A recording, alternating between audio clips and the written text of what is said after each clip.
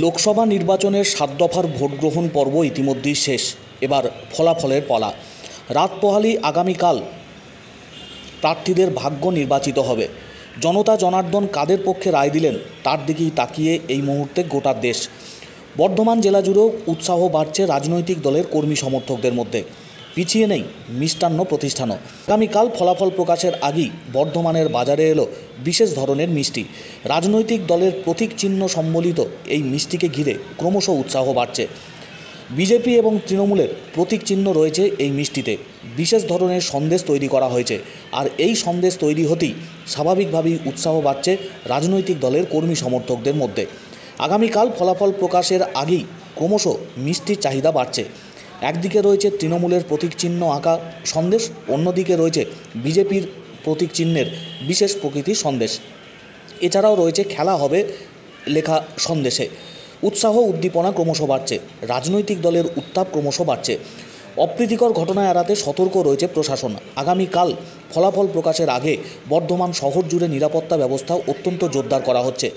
যে সমস্ত কেন্দ্রের ভোট গণনা হবে সেখানেও বাঁশের ব্যারিকেড দিয়ে ঘিরে নিরাপত্তার চাদরে মুড়ে ফেলা হয়েছে।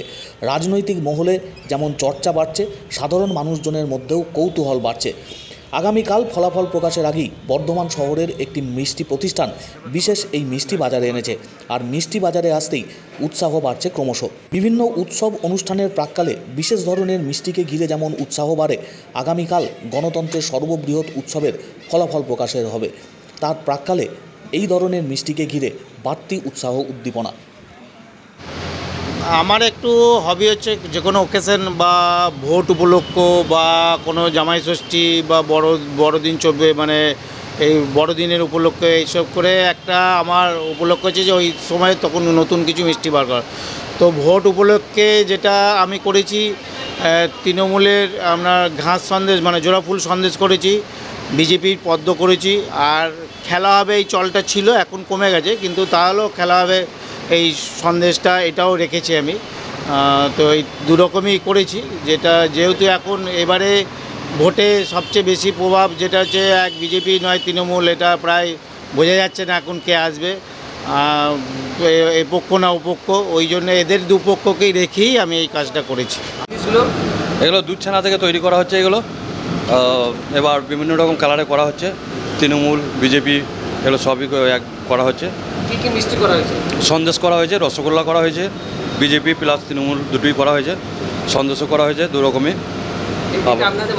না, এটা মালিকের মাথা থেকে, মালিক বলেছিল যে এইভাবে করতে হবে, আমি সেইভাবে নিয়ে ওইটাকে। এই লোকসভা নির্বাচনটাকে মানুষ একটা উৎসবের আকারে নেয়। এখন মিষ্টির দোকানগুলো যারা ব্যবসা করেন মিষ্টির, তারাও এরম ধরনের এই জিনিসগুলো করে থাকে, যে একটা উৎসবের মরশুম চলছে, উৎসব মানে লোকসভা উৎসব আর কি, যার জন্যে মানুষ এগুলোকে নিয়েছে, আর মানুষ এগুলো ভালো কিনছেও। আমি তো এখানে এসে প্রথমেই যেটা আমি রসগোল্লা নিতে এসেছিলাম, এসে প্রথমেই আমার যেটা চোখে পড়লো, সামনেই সাজানো আছে 4 রকম মিষ্টি।